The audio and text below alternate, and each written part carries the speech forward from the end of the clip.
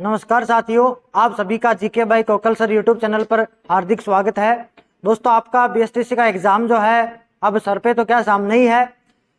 तो शिक्षण अभिरुचि के आपको पता है 50 क्वेश्चन आने हैं, 150 नंबर का वेटेज है। तो आपके लिए एक ऐसा मैराथन वीडियो लेकर के मैं आया हूं जिसमें आपकी पूरा का पूरा रिवाइज हो जाएगा और आपका एटीट्यूड भी बदल जाएगा कि भाई किस प्रकार से प्रश्नों को ढंग से करना है। तो आइए एग्जाम जो है वो बीएसटीसी के टीचिंग अभिरुचि के नाम अपन करते हैं। कुछ एक क्वेश्चन है, आप तो इनको 1.5 की स्पीड में देख लीजिएगा, पूरा आपके रिवाइज हो जाएगा और एग्जाम हॉल में आप तनाव प्रबंधन को भी मदद मिलेगी आपके और आराम से वहां कर पाएंगे। तो देखिएगा, बिना समय गवाए अपन वीडियो को शुरू करते हैं क्योंकि समय बड़ा इंपॉर्टेंट है। तो आइए देखिए, पहले ही क्वेश्चन से अपन शुरू करते हैं। देखिएगा पहला क्वेश्चन अपने को क्या कहता है। देखिएगा मित्रों, एक शिक्षक अपने व्यवसाय में सफलता का मूल मंत्र क्या है। यानी कि आप भावी शिक्षक बनने जा रहे हैं। अभी आप जैसे बीएसटीसी करेंगे तो छात्र अध्यापक या अध्यापिकाएं बनेंगी।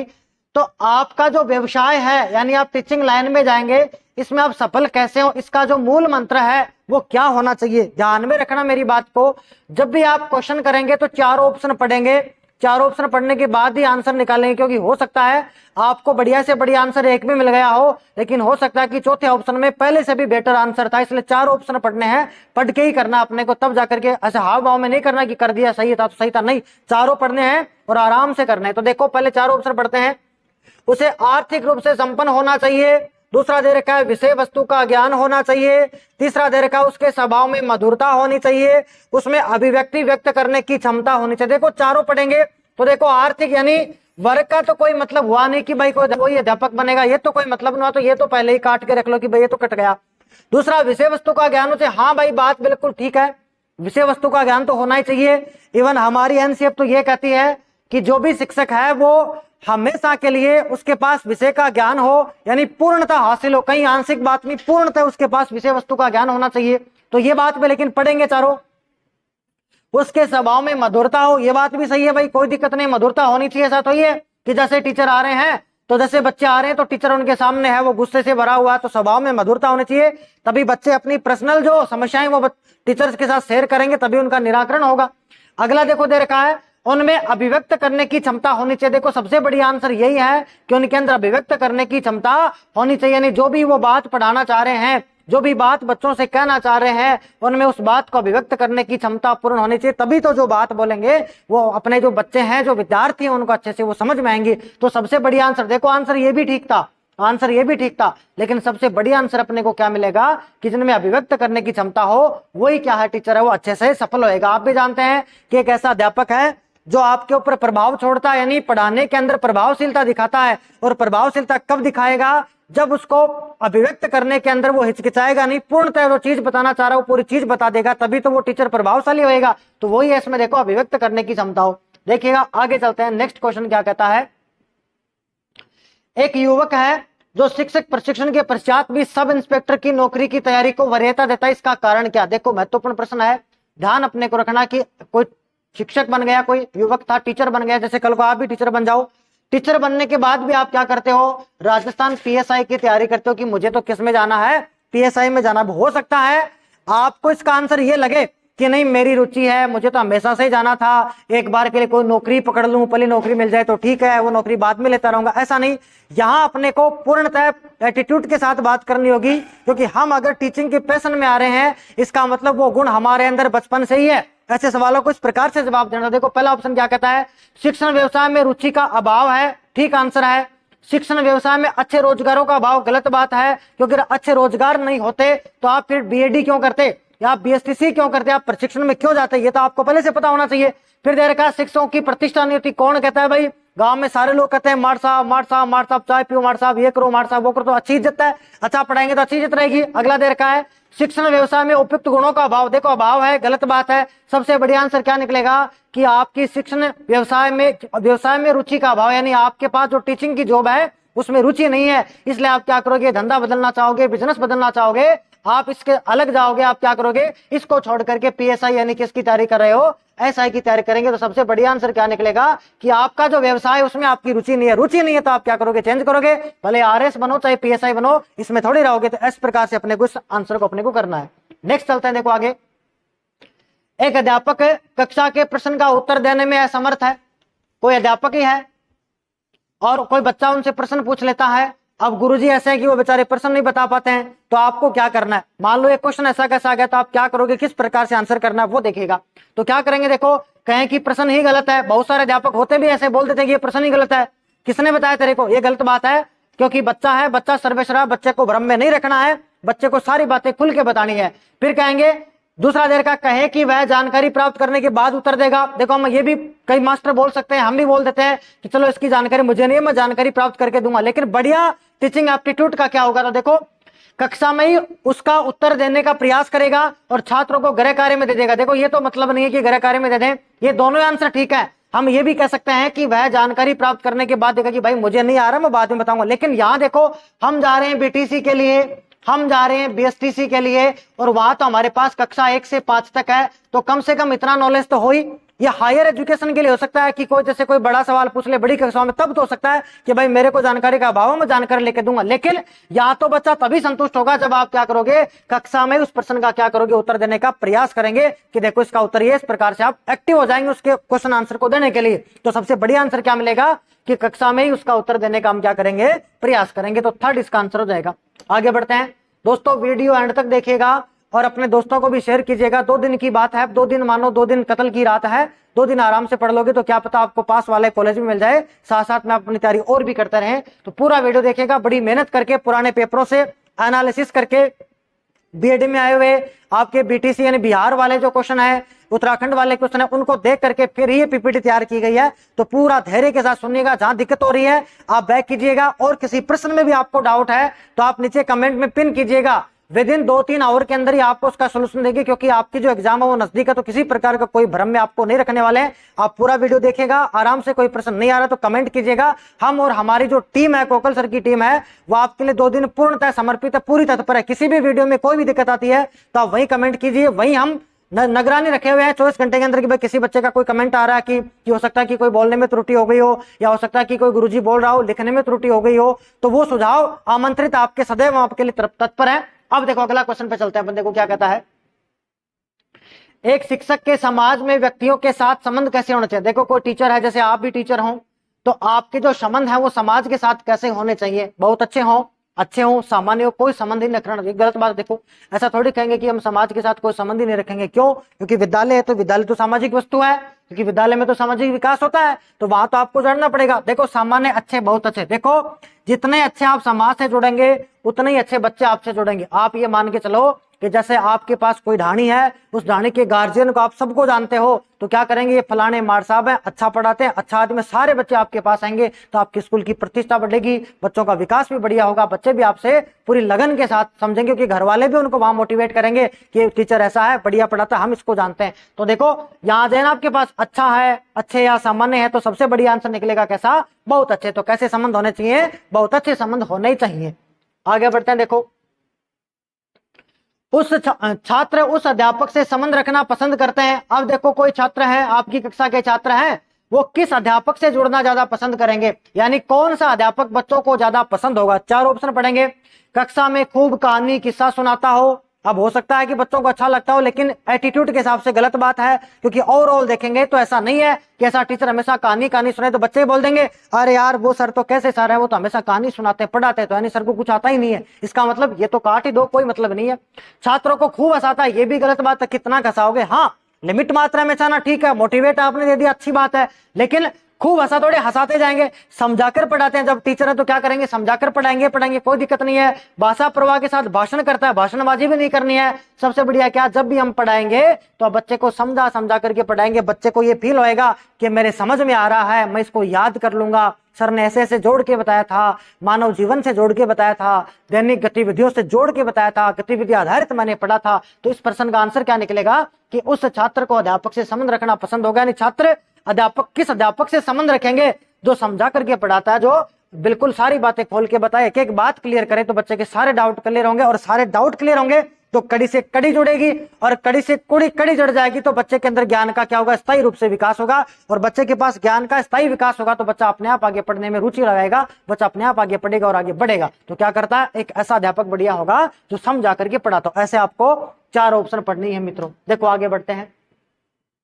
आपके अनुसार चेतना व जागरूकता महत्वपूर्ण किस लिए है? यानी आपके अनुसार ये बताइए, आप अकॉर्डिंग टू यू, कि आपके अंदर चेतना, चेतना का मतलब होता है आप मानसिक रूप से सजग हैं कितने हैं, और आपके अंदर जागरूकता कितनी, यानी आपके अंदर एप्टीट्यूड कितना है, आप नॉलेज कितने रखते हो, इसका महत्वपूर्ण उपयोग कहाँ? देखो सीधी सीधी बात है, हम पढ़ रहे हैं टीचिंग एप्टीट्यूड, तो जो भी हम चीजें पढ़ रहे हैं वो किसके आसपास होनी चाहिए? टीचिंग एप्टीट्यूड के पास होनी चाहिए। हालांकि समस्त जीवन के अंदर दोनों बातें ठीक है, कोई दिक्कत नहीं, परिवार के लिए भी ठीक है, कोई बात नहीं, किसी के लिए नहीं, ये तो काट दो। लेकिन हम पढ़ क्या रहे हैं? शिक्षण अभिरुचि।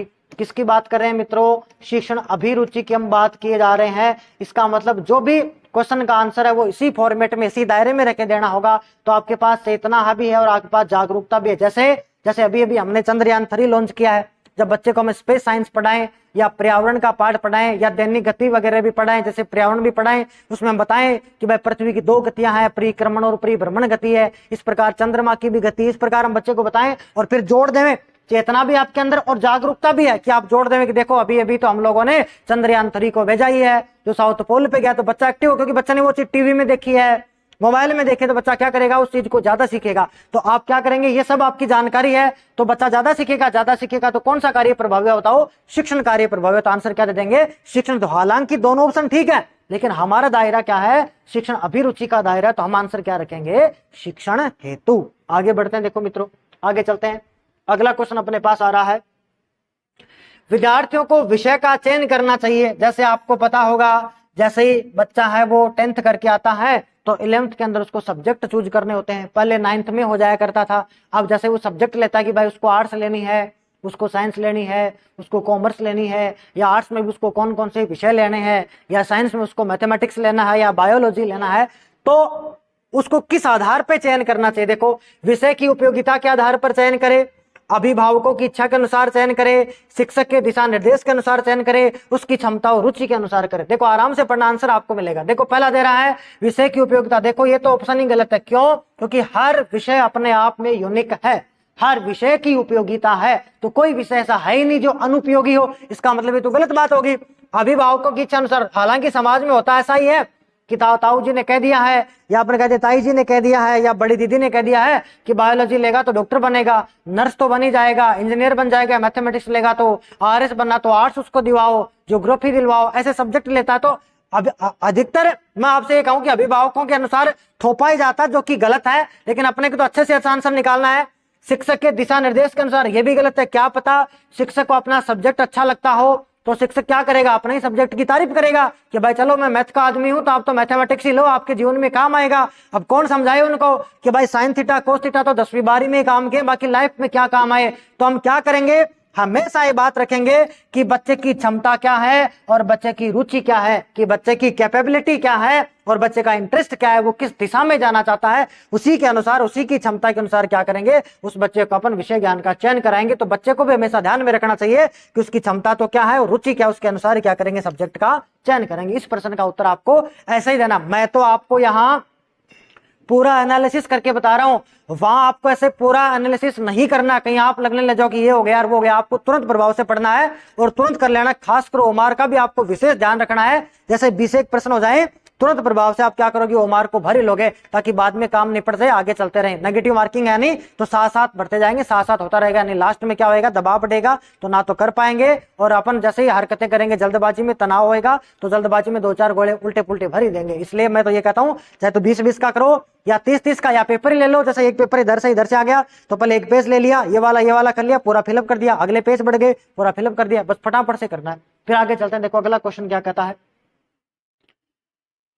आपको छात्रों के दांत है, नाखून है, आंख है तथा बाल और शरीर के अन्य अंगों की सफाई की और भी सजग रखना चाहिए या रहना चाहिए। आपकी क्या राय है? देखो आपको भी पता होगा, जैसे हम स्कूल में जाया करते थे तो हर एक सोमवार को हमारे नाखून चेक किया करते थे, बाल चेक किया करते, किसी के बाल तो बड़े हैं कि नहीं है, गुरुजी चेक किया करते कि नाक आया कि नहीं नाक आया है, गंदे कपड़े तो नहीं पहना हुआ है। तो ये पूछ रहा है कि ये जब रोजाना होता था स्कूल के अंदर, अब भी होता है, हमेशा होता ही आया और होता ही रहेगा, क्योंकि ये स्वास्थ्य, हम जानते हैं कि स्वस्थ तन में ही स्वस्थ मन का विकास होता है, क्योंकि स्वस्थ शरीर में ही स्वस्थ मस्तिष्क निवास करता है, जैसा कि अरस्तु ने बताया था। हमने भी अपने वेदांगों में इस बात को समाहित किया हुआ। तो ये पूछ रहा है कि आपकी इसमें क्या राय है, कि ऐसा होना चाहिए कि नहीं होना चाहिए? पढ़ते हैं। देखो ये अध्यापक का काम नहीं है गलत बात है कि ये कोई ऐसा बोल रहा है कि ये कोई अध्यापक का काम नहीं है। इसका मतलब तो सीमित कर रहा अध्यापक को कि अध्यापक का एक ही काम है, क्लास में जाओ, किताब लो, पढ़ाओ, तो गलत बात होगी।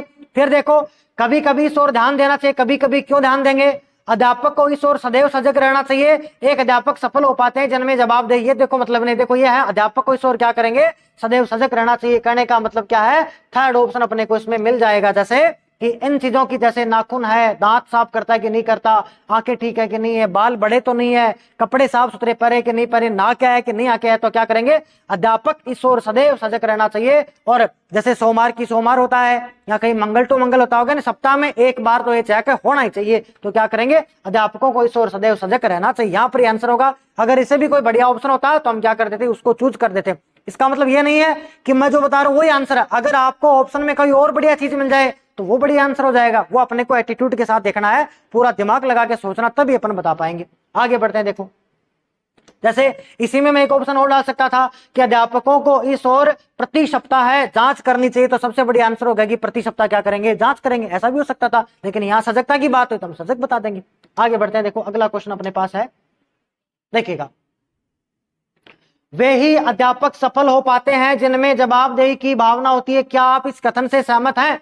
देखो, बात पूछ रहा है कि वो ही अध्यापक सफल हैं जिनमें जवाबदेही की भावना है, यानी वो हमेशा ये सोचते हैं कि मेरा रिजल्ट खराब रह गया तो मैं बच्चों को क्या जवाब दूंगा, मेरा रिजल्ट खराब रह गया तो मैं समाज को क्या जवाब दूंगा, मैं स्कूल को क्या जवाब दूंगा, यानी अपना खुद का एनालिसिस करता हो, वो मास्टर सफल होता है क्या? तो आप क्या कहोगे, हाँ ये बात तो सही है, जवाबदारी लेने वाला ही तो अध्यापक होना चाहिए भाई। तो बताओ, आप सहमत? ये बोला कि नहीं है क्या? गलत बात, अनिश्चित कुछ कुछ, क्या मतलब, हाँ बिल्कुल सहमत है। और ये भी लिख देता ना, हाँ, और एक ऑप्शन में ऐसा लिख देता आपको कि ये बताओ आप पूर्णतः सहमत है क्या? तो आप क्या लिखते हो उसमें आंसर, कि हाँ भाई हम तो क्या है, पूर्णतः सहमत हैं कि जवाबदेही तो होना ही चाहिए। कुछ लोग हैं अपने परिवार में भी, अपने समाज में भी हैं, चाहे वो कितनी गलतियां कर दें, लेकिन उस चीज की वो जवाबदेही नहीं है, यानी वो अपनी गलती एक्सेप्ट करते ही नहीं है, दूसरों पे डालते रहेंगे, बहाने बनाते रहेंगे। तो ऐसा अध्यापक नहीं चाहिए। ऐसा अध्यापक को जो जवाबदेही का अधिकारी हो। जैसे कोई चैप्टर भी अगर वो पढ़ाए और बच्चों को ना भी समझ में, तो भी वो इस बात को स्वीकार करेगा कि भाई हाँ, हो सकता है कि कुछ बच्चों को समझ में नहीं आया हो, तो मैं उस चीज को दोबारा पढ़ा दूंगा। ऐसा अध्यापक होना चाहिए। तो क्या करेंगे, हाँ। अगर हाँ नहीं है और पूर्णतः सहमत है तो आप क्या करोगे, पूर्णतः सहमत करोगे। आगे बढ़ते हैं। देखो, एक अध्यापक के लिए अत्यंत उपयोगी क्या है, यानी इसमें हो सकता है कि कुछ चीजें ऐसी हैं जो उपयोगी हो, लेकिन सबसे उपयोगी क्या हो सकती है? देखो, छात्रों से विचार विमर्श करे, उपयोगी तो है, लेकिन हमको तो अत्यंत उपयोगी देखना, तो पहले चारों पढ़ेंगे। देखो, अगला देर का है, छात्राध्यापक या प्रधानाध्यापक से नियम पूछे, ये भी ठीक बात हो सकती है। साथी अध्यापकों के साथ बातचीत करे, ठीक है। कैंटीन जाकर चाय पी, ये तो कोई मतलब नहीं है कि कोई जरूरी थोड़ी है कि वो जाए और कैंटीन में जाके चाय पिए, तो ये तो हम काट ही देंगे। छात्रों से विचार विमर्श करे, प्रधानाध्यापक से नियम पूछे, साथी अध्यापकों के साथ बातचीत करे, सारी बातें ठीक है, लेकिन सबसे बढ़िया बात कौन सी है? छात्रों से क्या करेगा, विचार विमर्श करेगा। छात्रों से अगर किसी बात पे, किसी टॉपिक को लेकर के कोई बात रखेंगे, छात्र अपनी बात रखेगा, अध्यापक अपनी बात रखेगा, तो क्या होगा, एक संबंध बन जाएगा और एक मित्रवत की भांति जो अध्यापक व्यवहार करने लगेगा, तो बच्चे अपनी प्रॉब्लम्स बता पाएंगे कि सर यहाँ समस्या। वरना आप जानते हो, कोई बच्चा पढ़े और जैसे उसको 1+1 भी जोड़वाएं तो जैसे 2 होता है, बच्चा भूल में 1 भी जोड़ दे, उसको नहीं पता चलता, तो बच्चा ये समझ लेता है कि पता नहीं है सर क्या सोचेंगे, ये सोच लेंगे इसको 1+1 का जोड़ ही नहीं आता क्या, इसको हासिल का नहीं पता क्या। तो अगर मित्रवत रहेगा, विचार विमर्श करते रहेंगे, तो बच्चा पूछ लेगा कि सर ये बात समझ में नहीं आई, ऐसा क्यों आता, हम क्या करेंगे, उसको आसानी से बता देंगे। तो देखो, छात्रों से विचार विमर्श करे, सबसे उपयोगी है। बाकी सारी चीजें ठीक है, लास्ट वाले को छोड़ के, तो ये विचार विमर्श करे। बाकी ये भी ठीक है, नियम से भी पूछ ले भाई नियम क्या है यहाँ के, और फिर साथी अध्यापकों के साथ बातचीत भी करे, ये भी बात ठीक है, क्योंकि किसी बच्चे की जानकारी लेना तो हो सकता है कि हम एक टेबल पे बैठे, आसपास में बैठे और बच्चे की जानकारी लेते रहे, लेकिन सबसे बढ़िया आंसर, छात्रों से क्या करेंगे, विचार विमर्श करेंगे। आगे बढ़ते हैं। देखो, राष्ट्रीय शिक्षा नीति है, एनपी जिसको बुलाते हैं, वह कार्यक्रमों की जानकारी क्या दर्शाती है भाई, कि राष्ट्रीय शिक्षा नीति है और विभिन्न प्रकार के कार्यक्रमों की जानकारी। कहने का मतलब, ये प्रश्न आपसे ये पूछना चाहता है कि एक तो राष्ट्रीय शिक्षा नीति आई हुई है और उसके जो कार्यक्रम है उसकी आपको जानकारी क्यों हो, आप मतलब अध्यापक को उसकी जानकारी क्यों हो, क्यों जरूरी है वो अध्यापकों के लिए। तो देखो, शिक्षक की शिक्षा के प्रति सजगता, दूसरा ऑप्शन है शिक्षक की राजनीतिक चेतना, शिक्षक की व्यवसायिक रुचि और शिक्षक की धनोपार्जन रुचि। देखो, ये तो मतलब ही नहीं है धन का उपार्जन करना, नहीं याद रखेंगे। अगर कोई प्रश्न आपके पास ऐसा भी आ जाए कि एक शिक्षक की आय कम है, वो अपनी आय बढ़ाना चाहता तो क्या करे, तो आप हमेशा उसको वैसा ही कार्य देंगे जो शिक्षा से जुड़ा हुआ होगा। कैसा कार्य? जैसे आप उसको किताब लिखने के लिए प्रेरित करेंगे तो किताब बिकेंगी तो बच्चे भी जुड़ेंगे, बच्चे भी किताब से कुछ नया सीखते रहेंगे और उसके पास कुछ आर्थिक मदद भी हो जाएगी। तो यहाँ ये नहीं करेंगे। शिक्षक की व्यवसायिक रुचि, देखो व्यवसायिक रुचि तो पहले से, तभी तो वो शिक्षक बन रहा है। राजनीतिक चेतना है नहीं तो आंसर बिना सोचे समझे निकल गया। आप भी ऐसा कर सकते हो, ऑप्शन काट के सीखना कि भाई ये तो कट गया, इसमें ये नहीं है, ये भी कट गया, ये भी कट गया। तो सबसे बड़ी आंसर क्या निकला? शिक्षक की शिक्षा के प्रति सजगता, कि वो कितना सजग है, कार्यक्रम में भाग ले रहा है, इसका मतलब वो सजग है। नई शिक्षा नीति को जान रहा है, इसका मतलब वो सजग है। नई नई अप्रोच के साथ बढ़ाना चाहता है। कि एक जमाना था जब आप जानते हो ब्लैक बोर्ड हुआ करता था, व्हाइट चौक से लिखा करते थे, फिर ग्रीन पट आया जिस पर आपके पीली चौक से लिखा जाने लगा, और अब सजगता के साथ देखो डिजिटल बोर्ड आया है, इससे पढ़ाया जा रही है। सजगता की तो बात है, तो जगह जगह कार्यक्रम होंगे तभी तो वो जाके देख पाएगा। इसलिए अपन क्या बोलेंगे? सजगता के साथ। भाई जगह जगह नए नए कार्यक्रम होंगे तो अध्यापक भी शामिल होगा जाएगा, तो नई नई चीजों को देखेगा, तो अपनी क्लास में भी क्या करेगा? उनको अप्लाई करेगा। इसलिए बताएंगे। आगे बढ़ते हैं। देखो, आपका एक विद्यार्थी गंदे कपड़े पहनकर आता है, आप क्या करेंगे? भाई संडे था, छुट्टी थी और सोमवार को स्कूल लगी, तो जो विद्यार्थी है वो सारे गंदे कपड़े पहन के आ गया, धुलाई हुई नहीं, तो आप क्या करेंगे? देखो, उस छात्र को साबुन खरीदने के लिए पैसे देंगे। आप बोलेंगे ये ले जा 10 का नोट और एक साबुन ले आ उस वाले की या जो भी आती है, और जाओ और कपड़े धो ले। तो ये तो देखो ठीक बात नहीं है। सबके सामने लज्जित करेंगे, खड़ा कर देंगे और बोलेंगे नालायक, इतना बड़ा हो गया, खुद भी कपड़े धो सकता है, ये कर सकता है कि वो कर सकता है। बिल्कुल गलत बात है, बच्चा आएगा ही नहीं। उसे कक्षा में सबसे अलग बाहर की तरफ बैठाएंगे, गलत बात है। देखो, बाहर की तरफ कैसे बैठा देंगे? बाहर की तरफ बैठाएंगे तो वो बिल्कुल भी नहीं आएगा, बोलेगा मेरे कपड़े क्या गंदे रहेंगे। हो सकता है उसकी मजबूरी हो, मान लो आ रहा हो बेचारा, भूल गया हो, या हो सकता है कि कोई पानी का तालाब भरा हो, उसमें बेचारा गिर गया हो, फिसल गया हो, तो उसका कारण तो पूछेंगे भाई रीजन क्या है। तो देखो क्या करेंगे?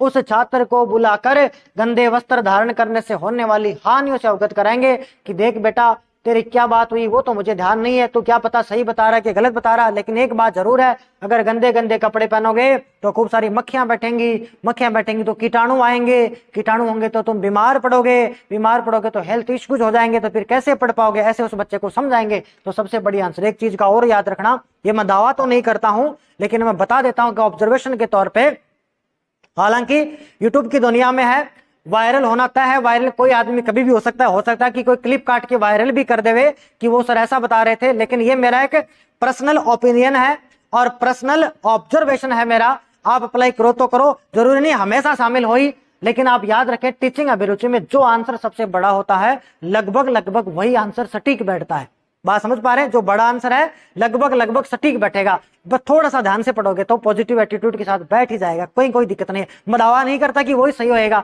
लेकिन जो बड़ा हो वो बैठ सकता है बीएसटीसी के लेवल तक और पीटीटी के लेवल तक। वरना रीट वाले में, सीटेट वाले में वहां तो पेपर ही एक प्रश्न आधे आधे पेज का, तो वहां तो अलग कंसेप्ट है, लेकिन यहाँ है वो बैठ सकता है। ये ऐसा मेरा मानना भी है और मैंने ऐसा देखा भी है। ऐसा ऑब्जर्वेशन आप अप्लाई करके देखें तो बढ़िया है। भाई नहीं आ रहा तो उसमें आप कर सकते हो कि भाई बड़े वाला चेप देना, बाकी देखा जाएगा, माता जी जाने। आगे देखते हैं। देखो अगला क्वेश्चन है, आपका एक विद्यार्थी गंदे कपड़े पहनकर आता। ये तो वही क्वेश्चन हो गया। देखो आपका एक विद्यार्थी गंदे कपड़े पहनकर आता तो आप क्या करेंगे? तो हमने कर ही लिया भाई कि उस छात्र को बुला करके गंदे वस्त्र धारण करने की हानि से अवगत कराएंगे। ये दोबारा प्रिंट हो गया, कोई बात नहीं। आगे बढ़ते हैं। देखो विद्यालय में पुस्तकालय की स्थापना का उद्देश्य क्या? बढ़िया प्रश्न। देखो भाई आपका विद्यालय है या स्कूल है, उसमें लाइब्रेरी क्यों हो? लाइब्रेरी की जरूरत क्यों पड़ी? क्यों वहां पर लाइब्रेरी हो? आपको ही पता होगा, जैसे आप स्कूल में थे छठी सातवीं आठवीं के अंदर, तब आपको शनिवार के दिन कहानियों की पुस्तकें दी जाती थी कि भाई आपको कहानी पढ़ के लानी है, फिर वो किताबें इंटरचेंज किया करते थे, हम सीखते थे। ऐसा होता था। जो पंचतंत्र की कहानियां चलती थी जो कि विष्णु शर्मा के द्वारा लिखी गई, पंडित विष्णु शर्मा के द्वारा, जिसमें शियार मुख्यतः शेर और शियार की जो कहानियां होती थी उस प्रकार से। तो पूछ रहा है कि पुस्तकालय क्यों जरूरी होता? तो देखो ऑप्शन पढ़ेंगे। छात्रों में शोध की आदत डालना, हो सकता है कि सही हो लेकिन हमको तो चारों पढ़ने हैं। छात्रों में स्वाध्याय की आदत का विकास करना, विभिन्न विषयों का अध्ययन कराना या करना, पुस्तकों को एकत्रित करना। देखो ये तो गलत है, ऐसा थोड़ी है कि ला ला करके ढेरी लगा दे, है ना, ढेरी लगा दूं नोट्स की फिर वो हो जाए पूरा का पूरा, तो ऐसा तो है नहीं। देखो सबसे बड़ी आंसर क्या मिलेगा कि छात्र अगर लाइब्रेरी में पढ़ेगा तो स्व अध्याय की आदत बनेगी, यानी खुद से ही खुद पढ़ना सीख जाएगा। क्योंकि सारे बच्चे वहां पढ़ेंगे तो वो भी बोलेगा सारे के सारे खुद से खुद ही पढ़ रहे हैं, क्यों ना मैं भी खुद से खुद ही पढ़ूं। बच्चा घर आएगा और घर पे आके क्या करेगा, खुद से पढ़ेगा, यानी कि उसमें सेल्फ स्टडी की जो है वो कंसेप्ट तैयार होगा और बच्चा क्या करेगा, खुद से पढ़ेगा। तो सबसे बड़ी आंसर क्या आ जाएगा कि छात्रों में स्वाध्याय की आदत का विकास हो जाएगा। आगे बढ़ते हैं, देखो अगला क्वेश्चन लाते हैं अपन, अगले की बात करते हैं,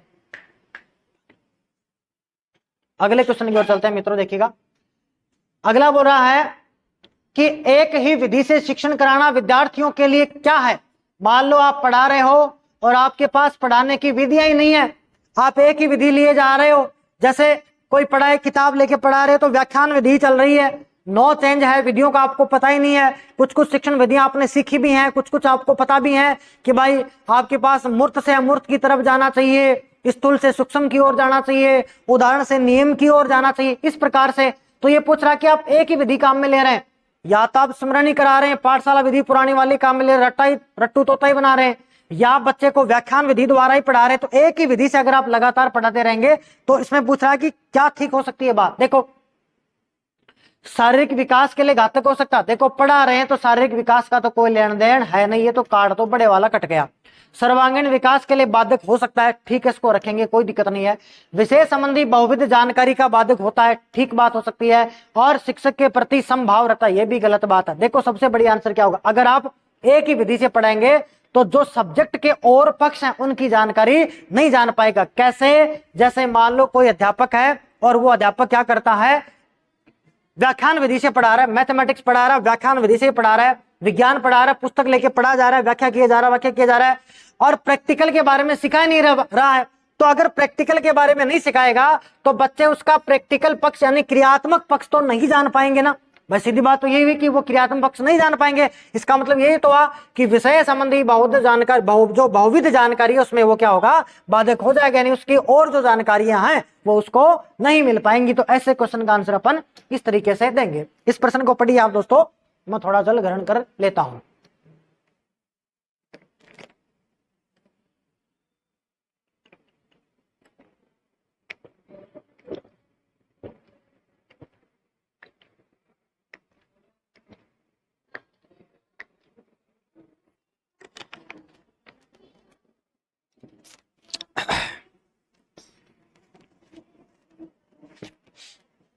देखो आपने पढ़ लिया होगा प्रश्न, मैं भी पढ़ देता हूं कि पर्यावरण शिक्षा का क्या अर्थ है। देखो आप सबने ईवीएस पढ़ा है, तीसरी चौथी पांचवी में तो ये पर्यावरण अध्ययन के नाम से आती है और फिर सामाजिक विज्ञान का एक विषय हो जाता है। तो वो पर्यावरण की शिक्षा, कईयों को पर्यावरण का पेपर भी अलग से देना पड़ता है, चाहे वो 10th का बोर्ड हो, 12वीं का बोर्ड हो, कॉलेज में भी एक पेपर होता है पर्यावरण का।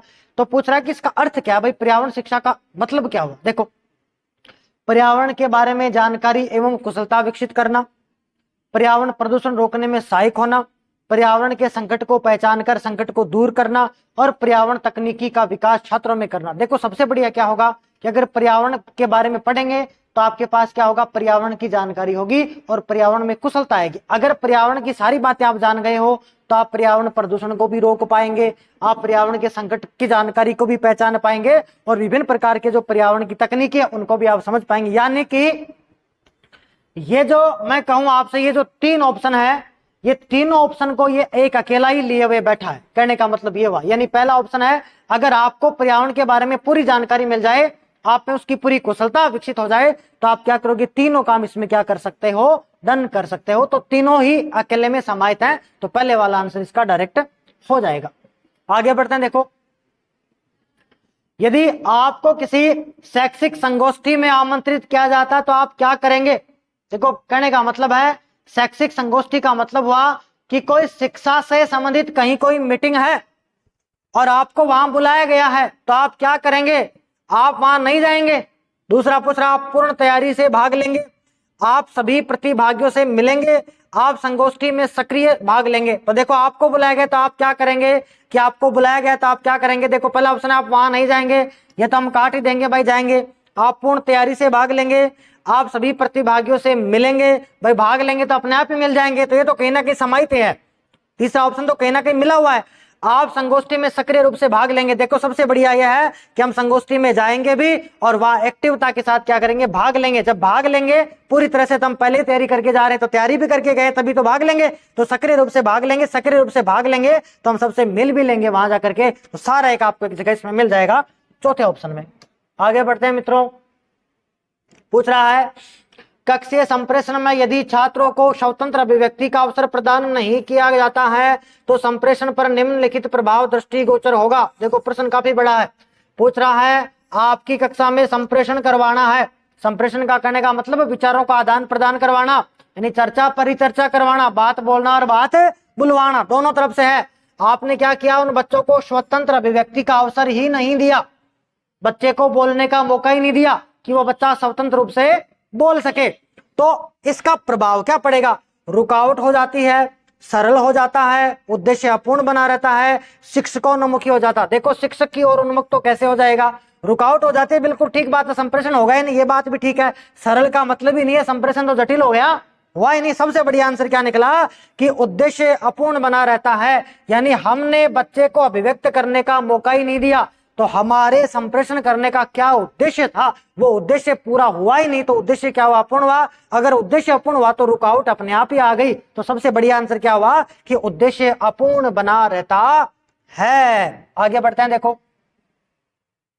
सह शिक्षा का प्रमुख लाभ क्या है। देखो सह शिक्षा का मतलब है साथ साथ पढ़ाना। साथ साथ कैसे पढ़ाना, उसी स्कूल में बॉयज पढ़े, उसी स्कूल में गर्ल्स पढ़े, लड़के लड़कियों का स्कूल क्या हो, कॉमन स्कूल हो, साथ साथ स्कूल हो। तो उसका फायदा क्या है, देखो फायदा बता रखा है, बालिका विद्यालय खोलने की आवश्यकता नहीं होती है, शिक्षा पर वे कम हो जाता है, बालिकाओं की हीन भावनाओं पर अंकुश लग जाता है, एक दूसरे को समझने का अवसर मिलता है। देखो सबसे बढ़िया आंसर, देखो बालिका विद्यालय खोलने की आवश्यकता नहीं, ये तो गलत बात है भाई, ये तो गलत बात होगी। ऐसा थोड़ी है कि लड़कियों के लिए स्कूल ही नहीं खोलना फिर और इसकी आवश्यकता ही खत्म, एक साथ पढ़ा दिया, तो ये तो गलत बात होगी।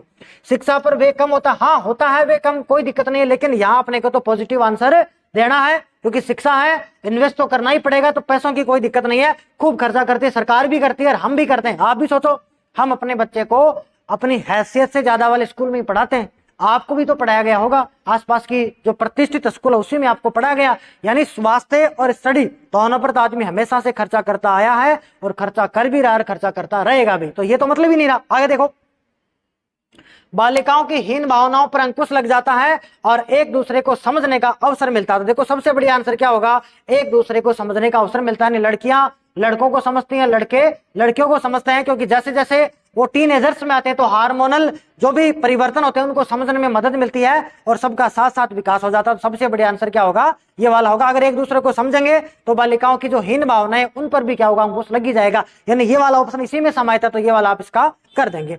आगे बढ़ते हैं, देखो छात्रों की कक्षा में निंदा नहीं करनी चाहिए, क्योंकि यानी कोई बच्चा है, उस बच्चे की आपको कक्षा में निंदा नहीं करनी चाहिए। वैसे तो निंदा करना अच्छी बात है, क्योंकि आपने भी सुना होगा कबीरदास जी ने कहा था कि निंदक नियरे राखिए, आंगन कुटी छवाए, बिन साबुन बिन पानी निर्मल करे स्वभाव। अच्छा क्रिटिक तो होना ही चाहिए, जो आलोचना करता हो, जो क्या करता हो, आलोचना करता हो, वो तो निंदक होना चाहिए। तो वो आलोचना करने वाला हो जो अच्छाई भी बताए और बुराई भी बताए, समय आए तो डांटे भी, जैसे अपने माता पिता हैं, समय आए तो वो आपको मोटिवेट भी करें और समय आए तो आपको डांटे भी, आप गलतियां करें तो आपको डांटे भी और आप अच्छा काम करें तो आपको मोटिवेट भी करें। तो ऐसा फ्रेंड तो होना चाहिए।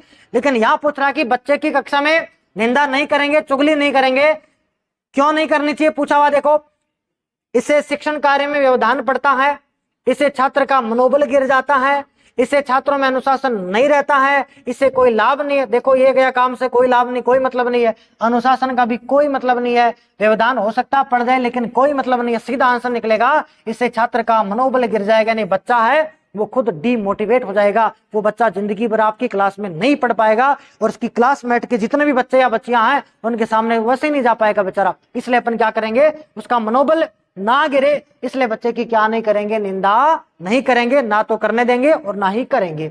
आगे बढ़ते हैं, देखो अगला क्वेश्चन है, आप एक अध्यापक हैं, आपके सहयोगी अध्यापिका के साथ आपका व्यवहार कैसा होगा। देखो आप एक मास्टर साहब हैं और आपकी क्लास के अंदर या आपका स्कूल है, उस स्कूल के अंदर आपके पास एक मास्टरनी जी भी है, यानी अध्यापिका भी है, मेल फीमेल, आप अध्यापक हैं और आपकी स्कूल के अंदर एक अध्यापिका भी है, तो उनके साथ आपका व्यवहार कैसा होना चाहिए? विशेष व्यवहार हो क्या कि आओ मैडम जी, आओ मैडम जी, आओ मैडम जी, लिपापोती करते हैं, ये तो गलत बात है। देखो कठोर, ये भी गलत बात है। अनिश्चित, गलत बात। सामान्य, बिल्कुल ठीक बात है। नॉर्मल व्यवहार हो, जैसा एक अध्यापक दूसरे अध्यापक के साथ करता है वैसा ही कैसा व्यवहार हो, अध्यापिका के साथ भी वैसा ही व्यवहार हो, तो वैसा का वैसा बता देंगे सामान्य व्यवहार। क्योंकि दोनों बराबर लेवल के हैं, दोनों ने बराबर एग्जाम दिया हुआ है, दोनों का ग्रेड पे भी सेम है, इसका मतलब दोनों क्या है? नॉर्मल है। तो कैसा व्यवहार होना चाहिए? नॉर्मल। अपनी वाली बुद्धि मत लगा देना कि मैडम जी तो कोई विशेष करेंगे, विशेष वाला नहीं करेंगे, गड़बड़ हो जाएगी भाई। आगे बढ़ते हैं। देखो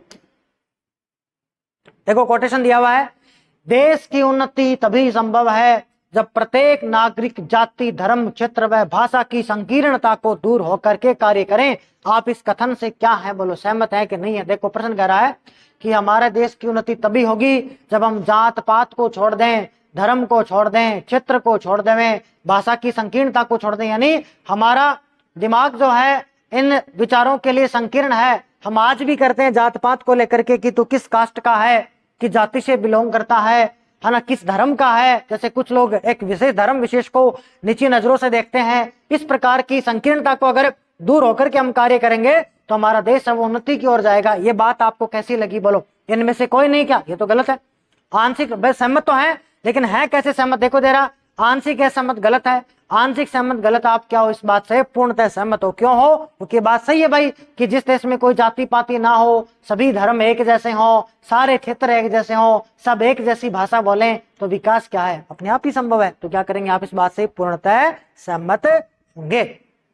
ऐसे क्वेश्चन आए हैं भाई पिछले पेपरों में। आगे बढ़ते हैं। देखो संप्रेषण कौशल अर्जित किया जा सकता है। देखो पूछ रहा है कि संप्रेषण कौशल अर्जित किया जा सकता है, ये बात क्या है? सत्य, असत्य, असंभव या अव्यवहारिक? देखो गलत बात है, गलत बात है, गलत बात है, सत्य बात है। कैसे? देखो मैं समझाता हूं।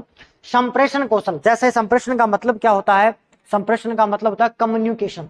कम्युनिकेशन का मतलब क्या हुआ कि जैसे मैं आपसे बात कर पा रहा हूं, आप मन ही मन मेरे को देख पा रहे हैं, आंखों से देख पा रहे हैं, कानों से सुन पा रहे हैं, यानी हम दोनों के बीच में विचार जो है वो क्या हो रहे हैं? संप्रेषित हो रहे हैं, हम विचारों से बात कर पा रहे हैं। तो ये पूछ रहा है कि इस चीज को अर्जित किया जा सकता है क्या? बिल्कुल है। क्योंकि जैसे मेरे को आप देख लो, मैं पहले जैसे स्कूल में पढ़ाया हो तो अपन क्या करते हैं, जैसे मैंने पहले स्कूल में पढ़ाया हो तो मैं क्या करूंगा, वही व्हाइट चौक होगी, ब्लैक आपके पास बोर्ड होगा, उस पर पढ़ाया हुआ है।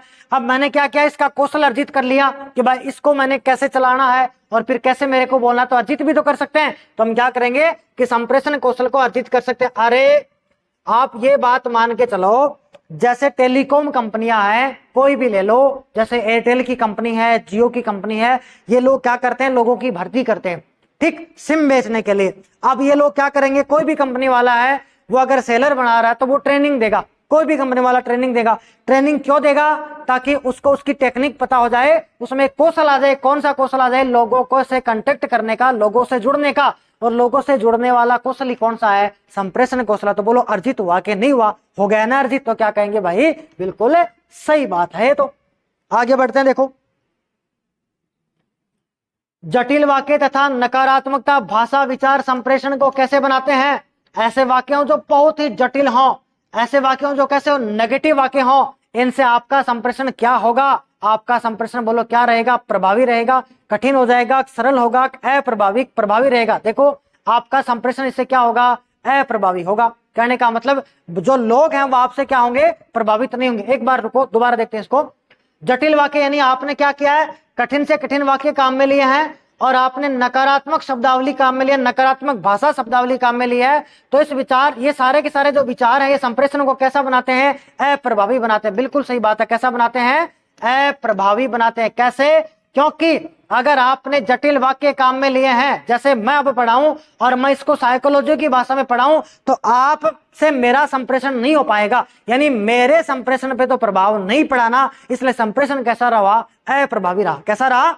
अप्रभावी रहा। जैसे मैं कोई नेगेटिव विचार काम में लूं या कोई अध्यापक नेगेटिव विचार काम में ले, तो जो बात कहना चाहता है वो बात बच्चे नहीं सीखेंगे, वो नहीं सीख पाएंगे। इसका मतलब जो कम्युनिकेशन होना था, जो संप्रेषण होता, वो नहीं हुआ। इसका मतलब संप्रेषण कैसा रहा? अप्रभावी रहा। कैसा रहा? अप्रभावी रहा। बढ़िया प्रश्न था भाई। आगे बढ़ते हैं। देखो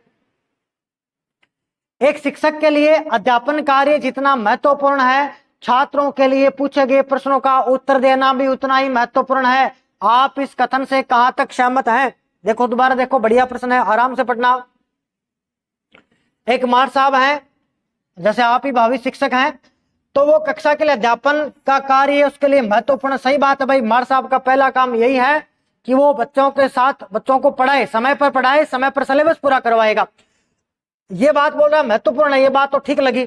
दूसरी पूछ रहा है कि छात्रों के लिए पूछे गए प्रश्नों का उत्तर देना भी उतना ही महत्वपूर्ण है। कोई बच्चे हैं वो भी मार साहब से प्रश्न पूछते हैं तो उत्तर देना भी आपके लिए महत्वपूर्ण है। बिल्कुल सही बात है, क्योंकि बच्चा प्रश्न पूछ रहा है तो उत्तर देना भी तो आपकी जवाबदारी है, उत्तर भी तो आप ही को देना है। तो बताओ इस कथन से आप सहमत हो कि नहीं सहमत हो? देखो क्या दे रहा है, आंशिक रूप से सहमत है, गलत बात। पूर्णतः असहमत तो है ही नहीं, हम क्या है, कंप्लीट रूप से एग्री करते हैं कि हाँ साहब ऐसा तो होना ही चाहिए कि अगर हम अच्छी तरह से पढ़ा रहे हैं और बच्चे प्रश्न पूछ रहे हैं तो उनको उत्तर बताने की जवाबदारी भी क्या हो, हमारी हो। पूर्णतः सहमत रहेंगे।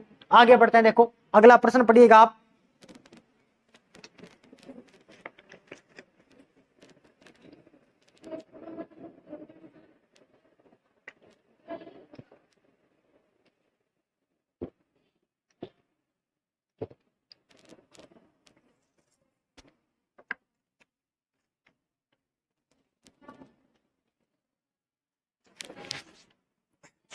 देखिए दोस्तों, पढ़ लिया होगा दोस्तों, नींद तो नहीं आ रही है ना? जाग जाओ, जागो ग्राहक जागो, 2 दिन की बात है, एक बार देख लो, एक बार और देख लेना, पॉजिटिव एटीट्यूड मिलेगा। 50 के 50 भी सही हो सकते हैं, कोई बड़ी बात नहीं, वरना 45 प्लस तो होंगे ही होंगे। पूरे एटीट्यूड के साथ पूरा एनालिसिस करके ही ये क्वेश्चन लाए गए हैं, तो इसको पूरा देखिएगा, एंड तक देखिएगा, सबको बताइएगा, जो भी आपके मित्र हैं, आपका जो फ्रेंड सर्किल है उसमें, ग्रुप वगैरह में, और स्टेटस भी लगा लीजिएगा। आप तो आपके लिए इतना प्रयास किया जा रहा है तो इतना तो आपका फर्ज बनता ही है, सोना नहीं है, जाग जाओ। देखो अगला क्वेश्चन है, देखिएगा, शिक्षक को अपने व्याख्यान को रोचक तथा ज्ञानवर्धक बनाना के लिए निम्न में से किसका प्रयोग करना चाहिए? देखो जैसे मैं पढ़ा रहा हूं तो मैं व्याख्या दे रहा हूं, या आप क्लास में पढ़ा रहे हो तो आपका व्याख्यान क्या हो, रोचक भी हो, ज्ञानवर्धक भी हो, यानी बच्चा रुचि भी ले उसमें और बच्चे का ज्ञान भी बढ़े। तो आप क्या करेंगे बोलो? जटिल एग्जाम्पल, जटिल शब्द काम में लेंगे? गलत बात। अगर जटिल पढ़ाएंगे तो बोर हो जाएंगे ना, अगर बोर होते रहेंगे तो फिर वैसे नहीं पढ़ पाएंगे। वो प्रश्नों का क्या करेंगे, शामिल करेंगे? गलत बात है। चुटकुलों का कोई मतलब नहीं, क्या करेंगे, उदाहरण शामिल करेंगे। क्या करेंगे? उदाहरण, बढ़िया से बढ़िया उदाहरण देंगे, दैनिक जीवन से जोड़ने वाले उदाहरण देंगे, ताकि बच्चा उनको रिलेट कर पाएगा। जैसे मान लो आप उनको लाइट पढ़ा रहे हो, बिजली पढ़ा रहे हो, तो आप बताओगे देखो भाई हमारे घरों के अंदर हम क्या करते हैं, पंखे का बटन अलग रखते हैं, टीवी का बटन अलग रखते हैं, फ्रिज का बटन अलग रखते हैं, हर कमरे में अलग अलग स्विच बोर्ड लगाते हैं। देखो जहां अलग अलग स्विच बोर्ड लगते हैं वहां समांतर क्रम होता है, समांतर क्रम में प्रतिरोध कम होता है, तार कम गर्म होते हैं, इसलिए क्या है, तार जलेंगे नहीं। ऐसा हम बताते रहेंगे, यानी कि क्या करेंगे, ज्यादा से ज्यादा उदाहरण काम में लेंगे तो बढ़िया क्या बनेगा, उदाहरणों को हम काम में लेंगे भाई। आगे बढ़ते हैं, देखो आगे देखो अगला क्वेश्चन आ रहा है, प्राथमिक कक्षाओं में प्राय संप्रेषण कैसा होना चाहिए? देखो प्राइमरी स्कूल है, 1 से 5 तक के बच्चे हैं बेचारे, तो उनके अंदर संप्रेषण कैसा हो? आप उनको पढ़ाएंगे तो बोलो कैसे पढ़ाएंगे? कैसे पढ़ाएंगे? इंग्लिश में पढ़ाएंगे क्या? गलत बात है। राष्ट्रभाषा में, अब अपनी तो राष्ट्रभाषा हिंदी है, अब कुछ बच्चों को हिंदी भी नहीं आती है तो बच्चा डर जाएगा कि यार ये क्या नई भाषा बोल रहे हैं, मेरे को तो पल्ले नहीं पढ़ रहे। गलत बात है, विदेशी गलत बात है। कैसे पढ़ाएंगे? मातृभाषा में ध्यान रखे, वेरी वेरी इंपॉर्टेंट बात है। आपका जो एनसीए पाया हुआ है 2020 का, या जो नई शिक्षा नीति जो आई हुई है, ये जो नई शिक्षा नीति है ये भी हमेशा ये कहती है कि अब बच्चे को हम हमेशा किस में पढ़ाएंगे, मातृभाषा में पढ़ाएंगे, यानी लोकल लैंग्वेज में। गुजराती वाला गुजराती पढ़ेगा, मलयालम वाला मलयालम पढ़ेगा, राजस्थान वाला राजस्थानी में पढ़ेगा, क्योंकि मदर टंग में बच्चे को ज्यादा समझ में आएगा, बच्चा असहज महसूस नहीं करेगा, यानी बच्चा सहजता के साथ पढ़ लेगा। तो याद रखना किस भाषा में पढ़ाएंगे, मदर टंग वाली में, मातृभाषा में पढ़ाएंगे भाई। आगे बढ़ते हैं, देखो मित्रों अगला क्वेश्चन है, एक शिक्षक को अपने सार्थक संप्रेषण में आत्मसंतोष प्राप्त होता है, क्या आप इस कथन से सहमत हैं? देखो बोल रहा है एक शिक्षक को अपने सार्थक संप्रेषण से, यानी कि कोई शिक्षक है वो बच्चों को कुछ पढ़ा रहा है, पढ़ाने का मतलब शब्दों का प्रयोग कर रहा है, शब्दों का प्रयोग कर रहा है, इसका मतलब वो संप्रेषित हो रहा है।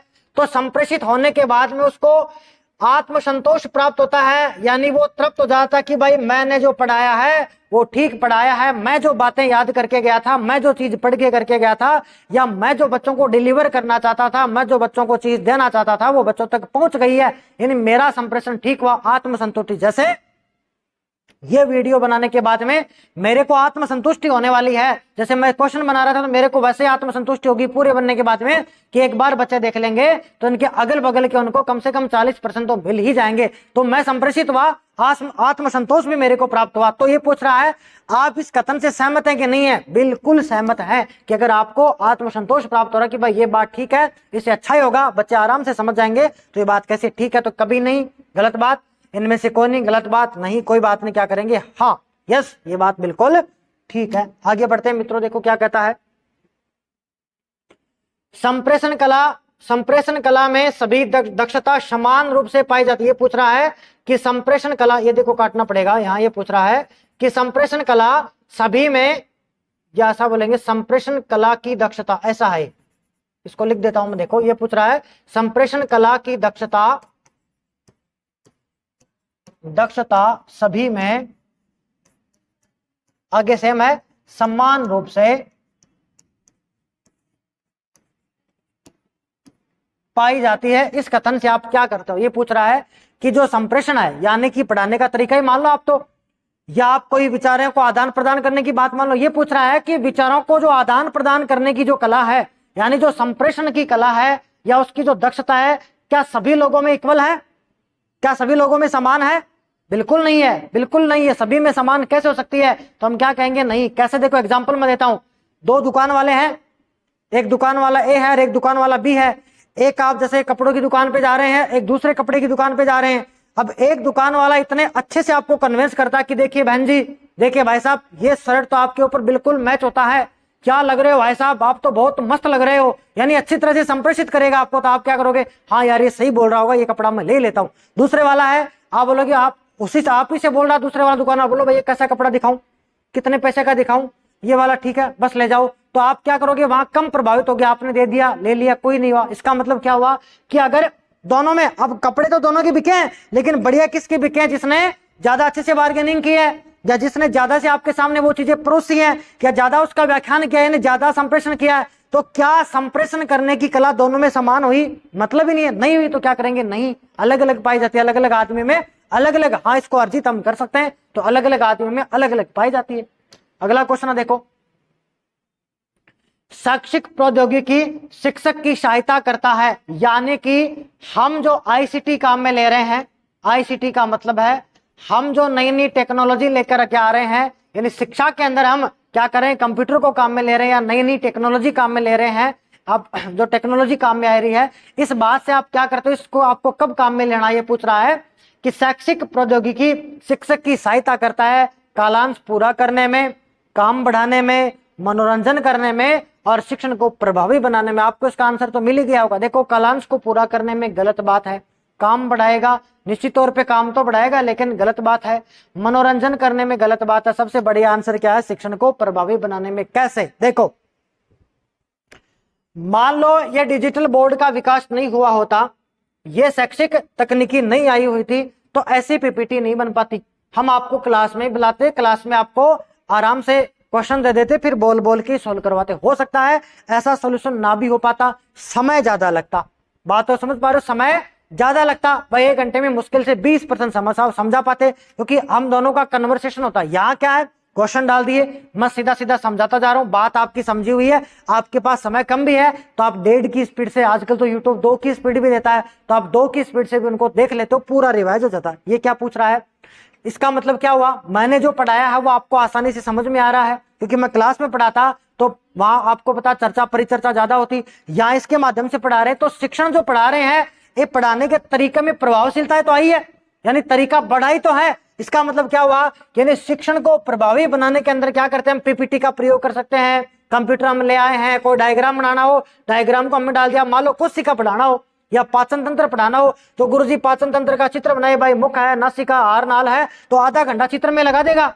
और हो सकता है कि कोई ऐसा हो जिसकी राइटिंग मेरे जैसी आती हो, तो चित्र वैसे ही समझ में नहीं आने वाला है। तो हुआ क्या, अगर मैं अच्छा पीपीटी काम में ले लूंगा, अच्छा डायग्राम काम में ले लूंगा, तो बना हुआ होगा, बच्चे को अच्छा दिखेगा, तो समझने में प्रभावशीलता आएगी। यही मतलब है इसका कि शैक्षिक प्रौद्योगिकी जो है शिक्षक की मदद किसमें करता है, कि जो भी हम पढ़ा रहे हैं वो प्रभावपूर्ण हो, एक छाप छोड़े, बच्चे के अंदर मानसिक चित्र बने, बच्चा उसको याद करेगा, उसको मजा आएगा पढ़ने में। आगे बढ़ते हैं, देखो एक अध्यापक के रूप में आप समाज में अपनी अलग पहचान बनाने के लिए क्या करेंगे? आप चाहते हो, आप अध्यापक तो बन चुके, आप चाहते हो कि सारे समाज के लोग आपके अगल बगल ही रहें, मार साहब मार साहब मार साहब ही करते रहे, हर बात में आपको पूछते रहे, आपके एक अलग ही पहचान बने। तो आप क्या करेंगे?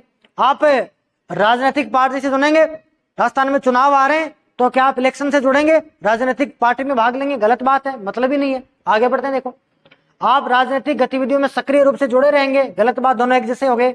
आप अपनी शिक्षण संबंधी जिम्मेदारियों को सही रूप से निर्वहन करना चाहेंगे, अगला पढ़ लेते हैं।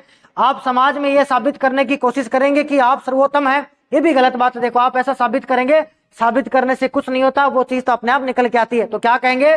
आप अपनी शिक्षण संबंधी जिम्मेदारियों को सही रूप से निर्वहन करेंगे।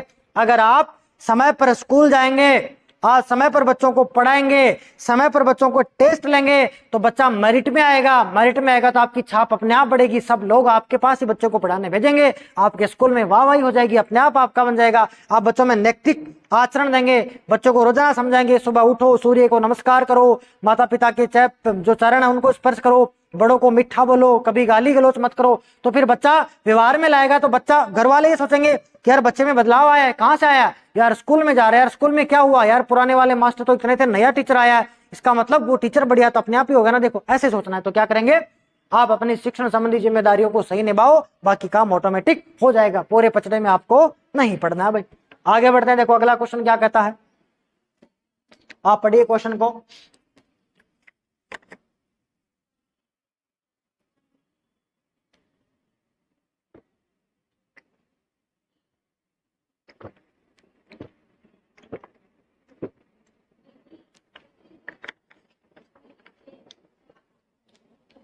अच्छा ये तो सेम ही आ गया ना, एक अध्यापक के रूप में समाज में अपनी अलग पहचान, ये तो सेम ही आ गया। आगे चलते हैं, देखो इन दिनों शिक्षित व्यक्ति ज्यादा बेरोजगार दिखाई पड़ रहे हैं। आपको हंसी भी आ रही होगी, ज्यादा पढ़ा लिखा ज्यादा बेरोजगार है, क्योंकि वो छोटी नौकरी करेगा नहीं, एमएससी वाला झाड़ू पोछा कैसे कर देगा, उसको बड़ी नौकरी चाहिए।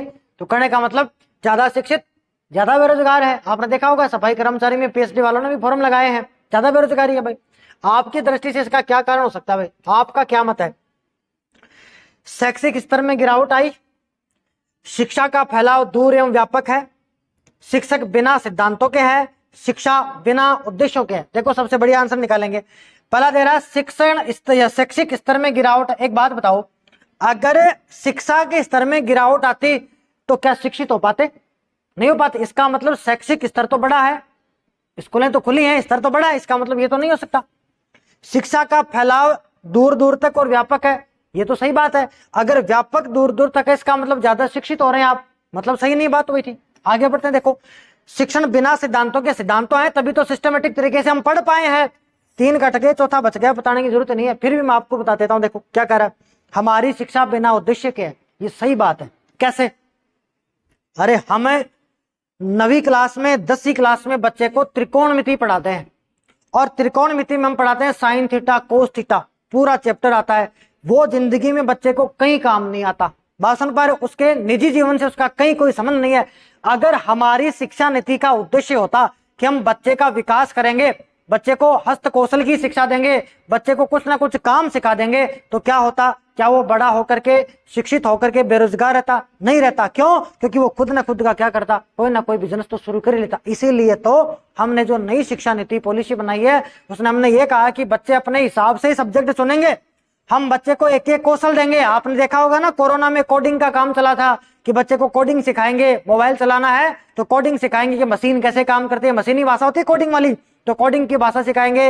या बच्चे को, ये तो यहाँ तक कहती है नई शिक्षा नीति कि बच्चे को बुनकर बना दो ना, दिक्कत कहाँ है, कपड़े बुनने वाला बना दो, बच्चे को दस्तकारी का काम सिखा दो। ये काम सिखा दोगे, कम से कम हाथ का धंधा तो कर लेगा, अरे कम से कम कपड़े तो बना देगा, भूखा तो नहीं रहेगा, ईगो तो नहीं आएगा कि मैं एमएससी बीएड किया हुआ हूं या मैं पीएचडी किया हुआ हूं, ये काम मैं नहीं करूंगा। क्यों? क्योंकि काम उसके अंदर पहले से आएगा। बात तो सुन पा रहे हो? तो कौशल सिखा देना, कहने का मतलब यही है, क्योंकि हमारी शिक्षा है वो बिना उद्देश्य के रही है। अब हालांकि इसमें चेंजमेंट हो रहा है, अब तक हमारी शिक्षा बिना उद्देश्य के रही, इसलिए तो शिक्षित लोग ज्यादा बेरोजगार हो गए हैं, सीधी सीधी बात है। आगे बढ़ते हैं, देखो शिक्षा न केवल संस्कृति को संरक्षित करती है, अपितु यह उसे बाद में क्या करती है? बोलो, हमारी शिक्षा है वो हमारी संस्कृति का संरक्षण भी करती है और उसके साथ साथ उसको क्या करते हैं, देखो समृद्ध बनाती है, परिभाषित करती है, आध्यात्मिक बनाती है, जन समूह के मध्य प्रसिद्धि दिलाती है। देखो सारे काम हो जाएंगे। अगर समृद्ध बन गया तो परिभाषित भी हो जाएगा, आध्यात्मिकता का कोई मतलब नहीं हुआ।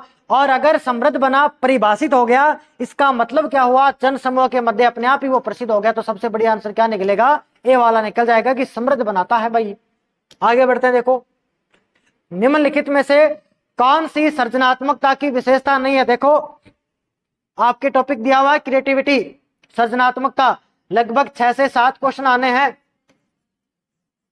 हमने यहाँ पे 4 टेस्ट लिए थे और 50-50 क्वेश्चन थे, 200 क्वेश्चन बनाए थे और हर एक टेस्ट के अंदर मैंने 7-7 क्वेश्चन डाले थे। तो आप देखो 7 गुणा 4 हो गए कितने, 28 क्वेश्चन।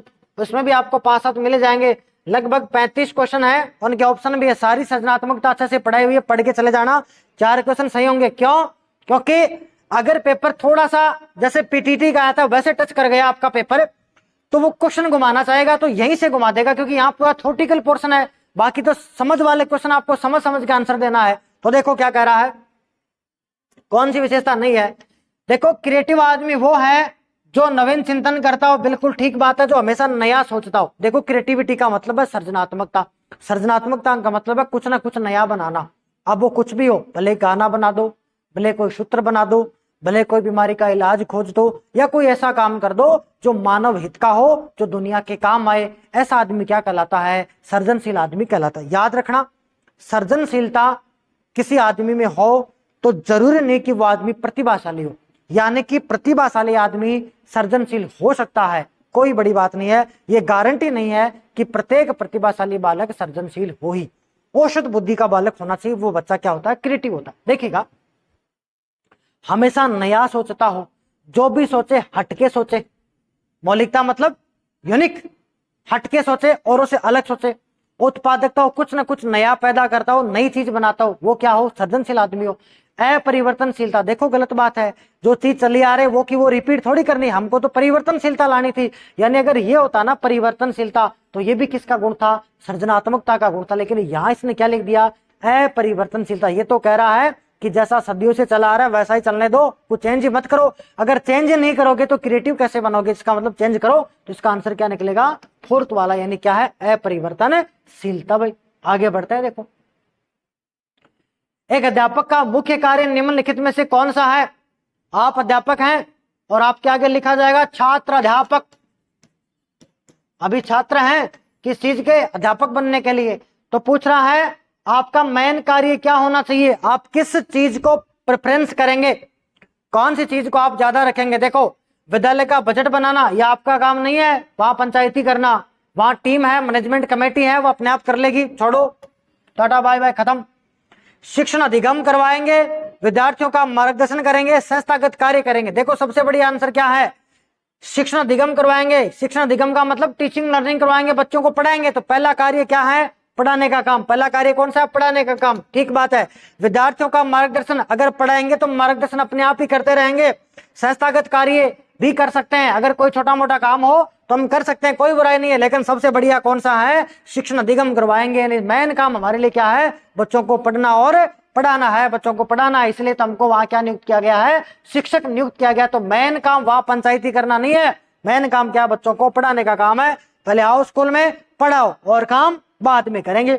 आगे बढ़ते हैं भाई। हाँ एक्टिविटी अलग अलग है, वो हो सकती है भाई। आगे बढ़ो। देखो प्राथमिक स्तर पर अध्यापक विद्यार्थियों का संबंध कैसा होना चाहिए। प्राथमिक स्तर का मतलब वही कक्षा 1 से 5 तक, 1 से 5 तक जो अध्यापक है, और उस अध्यापक के नन्हे मुन्ने देश के भविष्य छोटे छोटे बच्चे आ रहे हैं। आपने भी देखा होगा बड़े मासूम से बच्चे आते हैं। तो आपका उनके साथ संबंध कैसा हो, मानवीय संबंध हो, मित्रतापूर्ण हो, संकीर्ण और विशिष्टीकरण हो, सहानुभूति और स्नेहपूर्ण वाला हो, अधिगमकर्ता को समझने व अध्यापक को में रुचि लेने वाला हो। अब देखो यहाँ वो बात गलत हो जाएगी कि जो बड़े वाला ऑप्शन होता है वो सही होता है। मैंने कहा था कि भाई गलत भी हो सकती है, लेकिन मुख्यतः सही बैठता है, लेकिन यहाँ नहीं बैठेगा। देखो यहाँ सबसे बढ़िया क्या बैठेगा, देखो यहाँ क्या कर रहा है बड़े वाले में, कि अधिगमकर्ता को समझने में अध्यापक को रुचि लेनी चाहिए। देखो ये बात सही है, रुचि तो लेनी चाहिए, लेकिन यहाँ ठीक नहीं, क्योंकि ये बच्चा क्या है, छोटा छोटा है, अभी इसको पता ही नहीं इसको पढ़ना क्या है, अभी इसका विकास हुआ ही नहीं बेचारे का। सीधा घर वाले स्कूल में भेज रहे, कुछ बच्चे तो आप देखेंगे कुछ बच्चे तो सो भी रहे होते हैं, उनको जगाना भी पड़ता है बेचारों, कभी प्यास लगी पूछना भी पड़ता है, छोटे छोटे बच्चे हैं। तो आपका व्यवहार कैसा हो, सहानुभूतिपूर्ण हो और स्नेहपूर्ण। आप उनको लाड लड़ाएं, आप उनको अपना ही बच्चा समझें। कोई अच्छा क्वेश्चन बताए, आंसर बताए तो उसको टॉफी देवें, तो बच्चा क्या सोचेगा कि ये टीचर भी मम्मी जैसा है, ये टीचर भी पापा जैसा है, ये टीचर भी दीदी जैसा है, इसलिए आपसे जुड़ जाएगा। तो आपका व्यवहार कैसा हो, देखो संकीर्ण का कोई मतलब नहीं है, मानवीय हो, मित्रतापूर्ण हो, लेकिन ये बड़े बच्चों के लिए हो, छोटों के लिए नहीं हो। ये किस लिए हो, ये बड़े बच्चों के लिए हो। छोटे बच्चों को किसकी जरूरत है, सहानुभूति की। देखो दो चीजें हैं, एक तो होती है सहानुभूति, एक होती है परानुभूति। एक तो सहानुभूति है, दूसरी परानुभूति। सहानुभूति हम देते हैं, परानुभूति हम लेते हैं। कैसे, जैसे मान लो कोई बच्चा फेल हो गया परीक्षा में, तो हम उसको सहानुभूति देते हैं कि देख किस्मत में इससे बढ़िया लिखी होगी, हो सकता है तेरा दिनमान उस दिन, किस्मत उस दिन तेरी ठीक नहीं थी, ऐसे उसको बोलते हैं सहानुभूति देना, ढांढस बधाना। और ये वो लेता, जैसे मैं फेल हो गया, या आप भगवान ना करे आप मान लो फेल हो गए, तो अब आप क्या चाहते हो कि लोग आपको सांत्वना दें, लोग आपको ये कहें कि यार तूने मेहनत तो करी थी, तेरा ही दिनमान खराब था, हो सकता है कि तेरे मतलब किस्मत में से बढ़िया चीज लिखी हो, कुछ ना कुछ आगे बेटर ही हो। इस चीज को क्या बोलते हैं, परानुभूति। तो देखो व्यवहार कैसा हो, सहानुभूति वाला व्यवहार हो और बच्चों से स्नेहपूर्ण हो। बच्चों से आप क्या करें, प्रेम करेंगे, तभी बच्चे आपसे जुड़ेंगे और बच्चे अपनी समस्याएं बताएंगे और आपसे कुछ ना कुछ सीखते रहेंगे। अगले वाला क्वेश्चन आप पढ़िएगा दोस्तों, ध्यान से पढ़िएगा। अगला क्वेश्चन,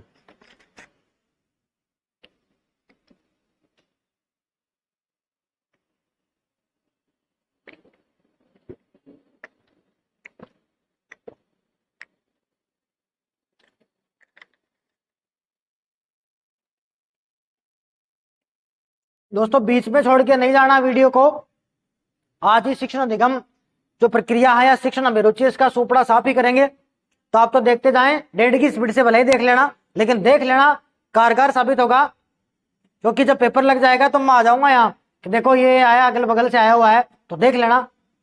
अभी तो पका पकाया मामला है, आपको तो सिर्फ खाना ही है, बस खाते जाओ खाते जाओ खाते जाओ। और अभी आपके माइंड के न्यूरॉन भी ज्यादा एक्टिव हैं।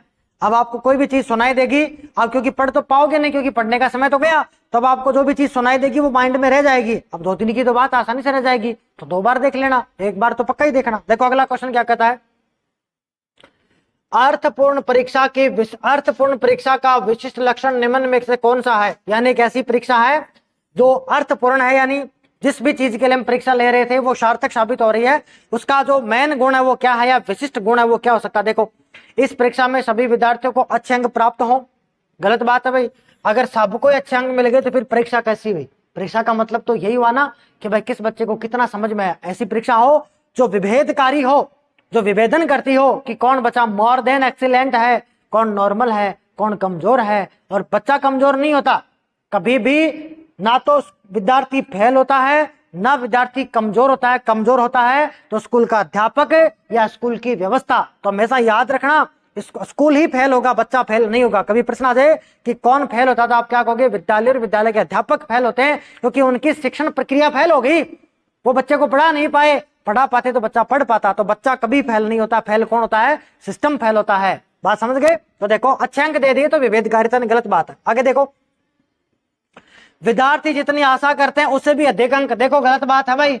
आपने सोचे 10 नंबर और आपने दे दिए 15 नंबर, तो गलत बात हो गई। तो परीक्षा ऐसी हो जो सक्षम और असक्षम विद्यार्थियों में भेद कर सके, रखेंगे इसको। आगे बढ़ेंगे, विद्यार्थी इस प्रकार की परीक्षाओं से डरे नहीं, ये भी ठीक बात है, कोई दिक्कत नहीं। लेकिन सबसे बढ़िया आंसर अपने आप ही मिल गया कि परीक्षा ऐसी हो जो सक्षम और असक्षम विद्यार्थियों में भेद कर सके, जिसमें विभेदकारिता हो, जो ये बता सके कि ये बच्चे हैं, ये मोर देन एक्सीलेंट हैं, ये बच्चा ब्रिलियंट है, ये औसत बुद्धि का है, इस बच्चे पर थोड़ा और काम करना बाकी है। तो सबसे बढ़िया आंसर कौन सा निकलेगा कि परीक्षा ऐसी हो जो सक्षम और असक्षम विद्यार्थियों में क्या कर सके, विभेद कर सके। आगे बढ़ते हैं, देखो आपके दृष्टिकोण से समाज के प्रति उपयुक्त अभिवृत्ति कौन सी होगी। अभिवृत्ति का मतलब एटीट्यूड। एटीट्यूड आपको पता होगा 2 टाइप का है, या तो पॉजिटिव हो सकता है सकारात्मक, या हो सकता है नेगेटिव यानी कि नकारात्मक। अब हो सकता है कि आपकी किसी से बनती हो तब तो सकारात्मक हो गया, नहीं बनती हो तो नकारात्मक होगा। यह पूछ रहा है कि आपके दृष्टिकोण से समाज के प्रति आपका कौन सा एटीट्यूड होना चाहिए, समाज के प्रति आपकी क्या सोच होनी चाहिए, समाज के प्रति आपकी क्या अभिवृत्ति होनी चाहिए। तो देखिएगा लोगों के साथ कोई विशेष संबंध की आवश्यकता नहीं, कुछ लोगों से ही संबंध होने चाहिए, सामान्यतः सबके साथ संबंध होने चाहिए, विश्वसनीय लोगों से ही संबंध होने चाहिए। देखो क्या कहता है प्रश्न, देखिएगा आपके दृष्टिकोण से समाज के प्रति उपयुक्त अभिव्यक्ति क्या होगी। तो देखिएगा पहले ऑप्शन काटते हैं, कुछ लोगों से ही संबंध होना चाहिए, गलत बात है भाई, संबंध हो सकता है जादू से भी रखे, तो ये तो हमने काट दिया। सामान्यतः सबके साथ संबंध होने चाहिए, सबके साथ भी संबंध की जरूरत नहीं है, क्या पता कुछ ऐसे लोग हों जो समाज विरोधी हों, जो समाज को कुत्सित करते हों, जो समाज को कुसंग करते हों, तो ऐसा भी नहीं हो सकता। फिर देखो विश्वसनीय लोगों से ही संबंध होने चाहिए, और एक ऑप्शन बचा लोगों के साथ कोई विशेष संबंध की आवश्यकता नहीं, ये तो नहीं वैसे कट गया, तो देखो ऑटोमेटिक निकल गया। अब इसको समझते हैं, विश्वसनीय लोगों से ही संबंध होने चाहिए, यानी ऐसा लोग हो जो विश्वासी हो, उसी से हम जुड़ेंगे तो क्या होंगे, सकारात्मक जो अभिवृत्ति है वो बनी रहेगी, और सकारात्मक अभिवृत्ति होगी तो हम समाज से जो चाह रहे हैं वो समाज को दे पाएंगे और समाज से हम ले पाएंगे। ऐसे इसका आंसर निकल जाएगा। आगे बढ़ते हैं, प्राथमिक स्तर पर कक्षा अध्यापक प्रणाली विषय अध्यापक प्रणाली से अधिक उपयुक्त है, क्योंकि देखो पूछ रहा है प्राइमरी कक्षा है 1 से 5 तक, ये पूछ रहा है कक्षा अध्यापक प्रणाली जो है विषय अध्यापक प्रणाली से अधिक उपयोगी है, यानी कि सब्जेक्ट की बजाय यहाँ अध्यापक है वो ज्यादा उपयोगी है। क्यों उपयोगी है, देखो विभिन्न विषयों का सह संबंध संभव है, न्याय संगत गृह कार्य संभव है, अधिक अध्यापक विद्यार्थी संपर्क संभव है, विषय ज्ञान का विशिष्टीकरण संभव है। देखो प्रश्न देखिएगा कि प्राथमिक स्तर पर कक्षा अध्यापक प्रणाली विषय अध्यापक प्रणाली से अधिक उपयुक्त है, यानी कमजोर किसको बताया है, सब्जेक्ट को कमजोर बताया। देखो यहां से क्या कह रहा है कि से मतलब किससे, इससे, यानी बेटर कौन है, कक्षा अध्यापक प्रणाली, यानी बेटर कौन हुई, तो अपन क्या कहेंगे कक्षा है, और कक्षा का जो अध्यापक है ये क्या है, बेटर है, ये इसमें बेस्ट बताया गया है, यानी बेटर बताया गया है, यानी उपयुक्त बताया गया है। तो क्यों है देखिएगा अब अध्यापक है तो विभिन्न विषयों का सह संबंध, देखो यहाँ विषयों की बात कर दी, गलत है, क्योंकि यही कह रहा है कि विषय प्रणाली से तो ज्यादा बेटर कौन है, अध्यापक वाली, तो विषय वाला तो काटो। अगला देखो क्या दे रहा है, विषय ज्ञान विशिष्टीकरण, काटो, विषय की तो बात ही नहीं हो रही। देखो न्याय संगत गृह कार्य संभव है, अधिक अध्यापक विद्यार्थी संपर्क संभव है, हाँ बिल्कुल है, कोई दिक्कत नहीं। देखो न्याय संगत गृह कार्य ये भी ठीक है कि बच्चों को जितना जरूरी है उतना ही गृह कार्य देंगे, थकाएंगे नहीं, लेकिन इससे भी बढ़िया आंसर क्या निकल रहा है कि अधिक अध्यापक विद्यार्थी संपर्क संभव है, कि स्कूल के अंदर ज्यादा से ज्यादा क्या हो, अध्यापक हो, ताकि एक बच्चा एक अध्यापक से जुड़ेगा तो 5 अध्यापक हो गए मान लो, तो 5 अध्यापकों से बच्चे जुड़ेंगे तो 5 प्रकार की बातें सीखेंगे, अलग अलग विषय से जुड़ेंगे, तो पहले अध्यापक से जुड़ेंगे बाद में विषय से जुड़ेंगे, तो क्या कहेंगे अधिक अध्यापक विद्यार्थी का संपर्क संभव है। थोड़ा सा टेढ़ा क्वेश्चन था, दिमाग लगा के दोबारा देखेंगे इसको तो हो ही जाएगा, रिपीट मैं नहीं कर रहा, क्योंकि आप तो क्या करेंगे ऐसे स्लाइड करेंगे तो 10 सेकंड पीछे हो जाएगी, तो आसानी से देख लेना, क्यों समय खराब करें। आओ देखो पूछ रहा है प्रजातांत्रिक नेतृत्व, देखो प्रजातांत्रिक कह दो चाहे लोकतांत्रिक कह दो एक ही बात है, ऐसा नेतृत्व है, ऐसी लीडरशिप है जिसमें नेता का निर्णय निर्भर करता है, यानी कोई नेता है, प्रजातांत्रिक का मतलब होता है जिसमें सबकी बात सुनी जाए, सबका साथ सबका विकास हो। हमेशा याद रखना, चाहे स्कूल का वातावरण हो चाहे कक्षा का वातावरण हो, हमेशा लोकतांत्रिक होना चाहिए, हमेशा प्रजातांत्रिक होना चाहिए। बच्चा बच्चे को सिखाए, बच्चा गुरुजी से बेबाक होके पूछे, वो ही कक्षा प्रभावी है। ये पूछ रहा है नेतृत्व के बारे में कि ऐसा नेतृत्व हो जो लोकतांत्रिक हो, जिसमें सबकी बात रखी जाए।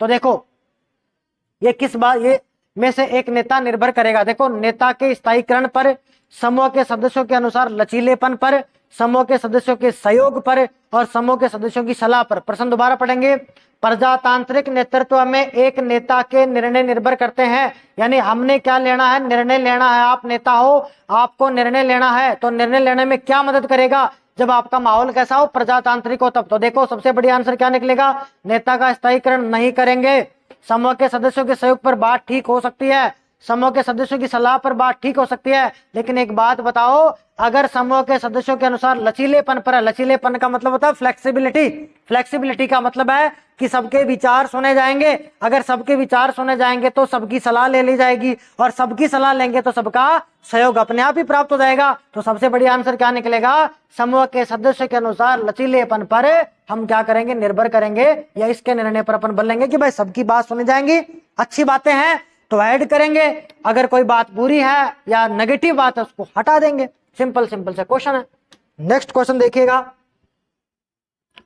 सतत और व्यापक मूल्यांकन में व्यापक शब्द का मतलब क्या है? देखो सतत का मतलब तो होता है कंटिन्यूटी, कंटिन्यूटी का मतलब होता है निरंतरता, यानी मूल्यांकन हो जो निरंतर हो। निरंतर का मतलब लगातार हो, भले एक पाठ होने के बाद में हो जाए, भले एक महीने के बाद हो जाए, भले सप्ताह में एक बार हो जाए, यानी कंटिन्यूटी के साथ हो। और दूसरा शब्द व्यापक, व्यापकता का मतलब होता है ब्रॉड, ब्रॉड का मतलब होता है विस्तारित हो, विस्तारित का मतलब होता है शैक्षिक गतिविधियों का भी मूल्यांकन हो और सह शैक्षिक गतिविधियों का मूल्यांकन भी हो, चारों पक्षों का मूल्यांकन हो। तो देखो क्या कहता है इसमें, शैक्षिक सह शैक्षिक क्रियाएं निहित हैं, बालक के विकास के विभिन्न पक्ष भी निहित हैं, इसमें विभिन्न विषयों की जो ग्रेड्स हैं या श्रेणी निहित हैं, और इसमें असंज्ञानात्मक क्षेत्र निहित है। देखो पहला ही मिल गया, इसमें शैक्षिक और सह शैक्षिक क्रियाएं निहित है, शिक्षा से जुड़ी हुई पाठ्यक्रम भी है और सह शैक्षिक गतिविधियां भी जुड़े, तो पहला ऑप्शन इसमें बेझिझक हो जाएगा। आगे बढ़ते हैं, देखो ऐसे आपको सोच के करना है। अगला है मूल्यांकन शब्द एक प्रक्रिया को दर्शाता है कि मूल्यांकन क्या एक प्रक्रिया है, इसको बोलते हैं इवैल्यूएशन, जिसके द्वारा अध्यापक क्या करता है, बोलो हम मूल्यांकन आपका करते रहेंगे। तो मूल्यांकन में देखो क्या होगा, विद्यार्थियों के बारे में सूचना इकट्ठी हो जाएंगी, हाँ होती है सूचना इकट्ठी, कोई दिक्कत नहीं है। कक्षा में विद्यार्थियों का वर्गीकरण करते हैं, बिल्कुल करते हैं। व्यवहार परिवर्तन के प्रमाण इकट्ठा करते हैं और विद्यार्थियों की प्रगति को व्यवस्थित करता है। देखो सबसे बढ़िया ऑप्शन क्या निकलेगा, क्या कह रहा है, मूल्यांकन की प्रक्रिया ये दर्शाती है जिसके द्वारा विद्यार्थियों के बारे में सूचना इकट्ठी होती है, हाँ होती है सूचनाएं, कोई दिक्कत नहीं है। कक्षा के विद्यार्थियों का वर्गीकरण भी करता है, व्यवहार में परिवर्तन के प्रमाण भी इकट्ठा करता है और विद्यार्थियों की प्रगति को, सबसे बड़ी आंसर देखो ये, अगर विद्यार्थियों की प्रगति को संगठित करेंगे तो हमको पता चल जाएगा। और सूचनाएं भाई, विद्यार्थी की प्रगति का पता हमको चल गया, इसको व्यवस्थित हमने कर लिया तो हमारे पास सूचनाएं, तभी तो हमने प्रगति करी हुई है, यानी पहले से जुड़ा हुआ है।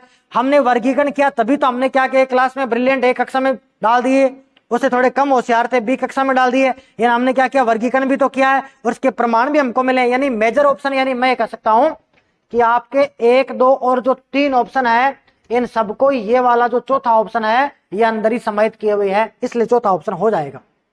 आगे बढ़ते हैं मित्रों।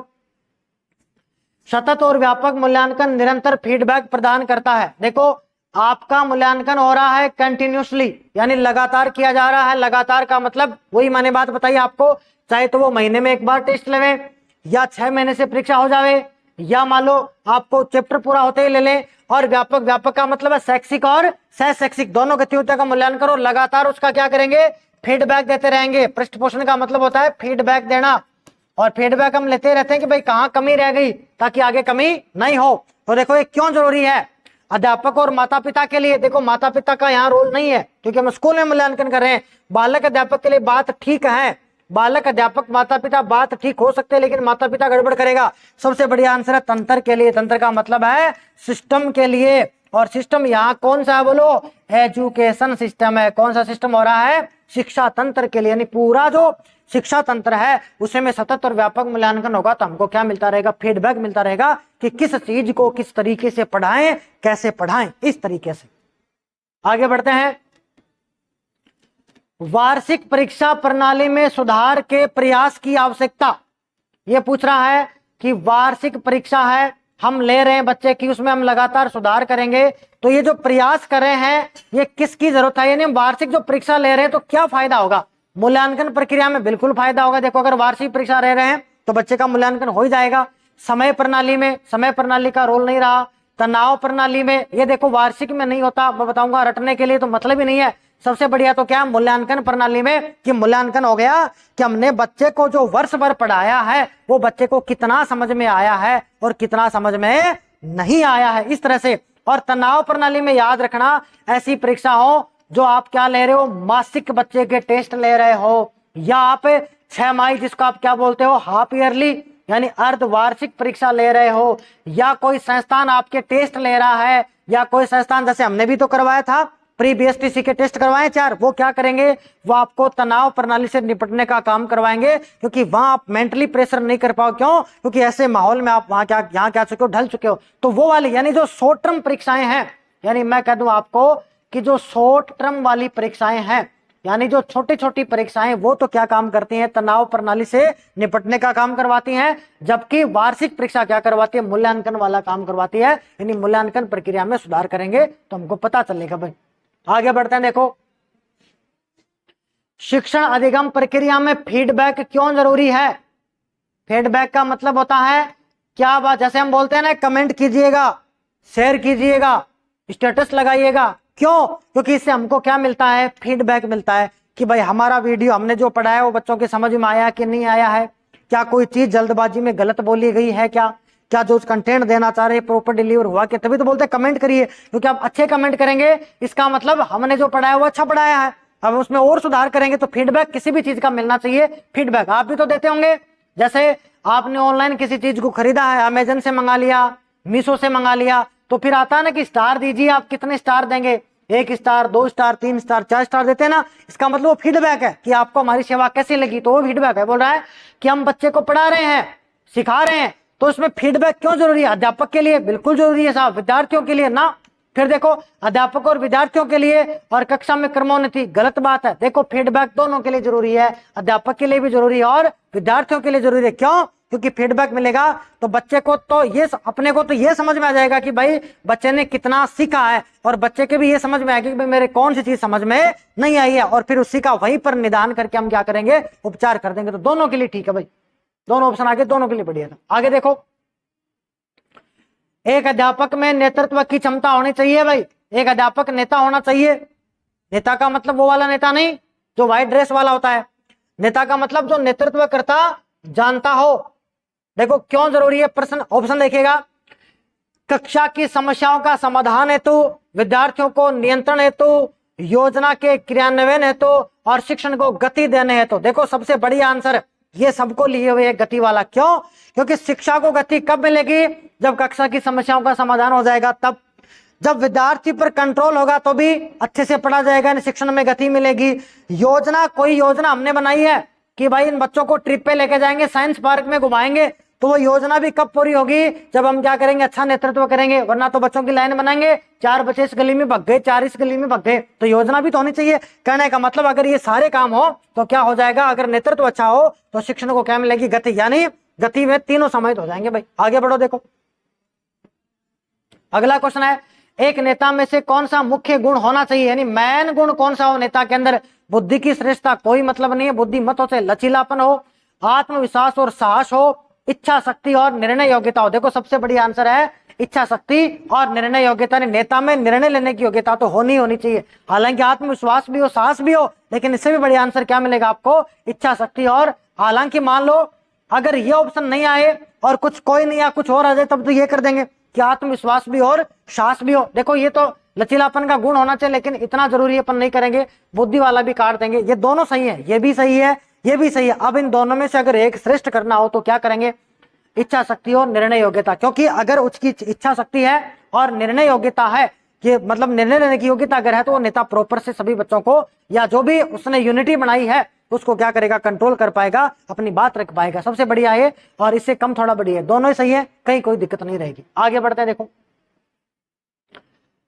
अच्छे नेता में निम्नलिखित मुख्य योग्यता होगी, यानी मुख्य योग्यता पूछ रहा। आप देखो योग्यताएं सारी हो सकती हैं भाई, लेकिन सारी में भी हमको क्या दिया हुआ है, मुख्य दिया हुआ। याद रखना ऐसे प्रश्नों को, वो पूछ ले सबसे अच्छा तरीका बताओ या सबसे अच्छा कौन सा, तो उसमें सारे अच्छे मिलेंगे, लेकिन आपको उनमें से अच्छा ढूंढना है। बात सुन पा रहे हैं, ध्यान से सुनेगा। अब इसमें प्रश्न में अपने को बोल रहा है कि एक अच्छे नेता में निम्नलिखित मुख्य योग्यता होगी, यानी हो सकता है कि आपको 4 योग्यताएं दे, चारों जरूरी हो, लेकिन चारों में मुख्य पूछ लिया, इसका मतलब सबसे बेस्ट कौन सी, दी बेस्ट छांटना। देखो पढ़ो, दल का गठन और उद्देश्य की प्राप्ति करना, ये बात ठीक है, होनी चाहिए। व्यक्तियों का सहयोग करने वाला भी होना चाहिए, दूसरों को मोटिवेट करने वाला भी होना चाहिए, और कार्य के लिए आदेश देना नेता का महत्व। देखो चारों ही बातें सही है। अब एक मुख्य गुण ढूंढना है, कैसे ढूंढेंगे, देखो मुख्य वाला। अब अलग अलग आदमी के हिसाब से अलग अलग आंसर, अपन इसको सोचते हैं, देखो कैसे सोचेंगे।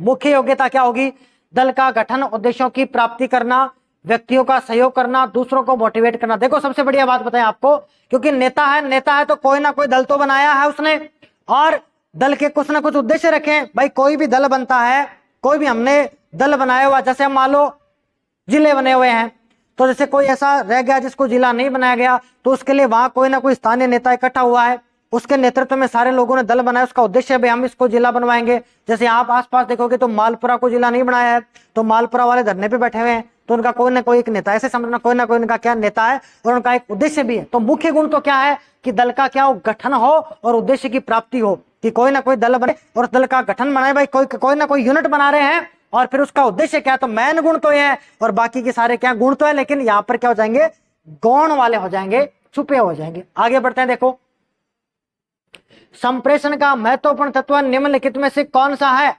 यानी संप्रेषण का मेन गुण, संप्रेषण का मतलब मैं आपको बोल रहा हूं, आप मेरी बात को समझ पा रहे हैं, या आप अपनी बात यानी विचारों का आदान प्रदान क्या है, संप्रेषण है, उसी को अपन कम्युनिकेशन कहते हैं।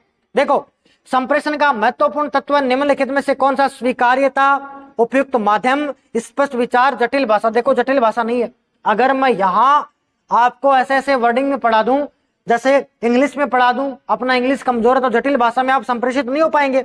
स्पष्ट विचार होने चाहिए, ठीक बात है, उपयुक्त माध्यम भी ठीक बात है, स्वीकार्यता ठीक बात है। देखो सबसे बढ़िया क्या होगा, उपयुक्त माध्यम। सोचो मैं आपको कोई बात बताना चाह रहा था और मेरे पास ये मीडियम ही नहीं था, मेरे पास ये माध्यम ही नहीं था, तो क्या मैं मेरे विचारों को आपके सामने रख पाता, नहीं रख पाता ना। इसलिए उपयुक्त माध्यम जो है वो होना जरूरी है। दोस्तों ये आपके शिक्षण अधिगम से संबंधित कुछ एक क्वेश्चन थे जो मेरे को मेरे एक्सपीरियंस के आधार पर, पुराने पेपरों के आधार पर मेरे को अच्छा लगे, वो मैं आपके लिए लेकर के आया था।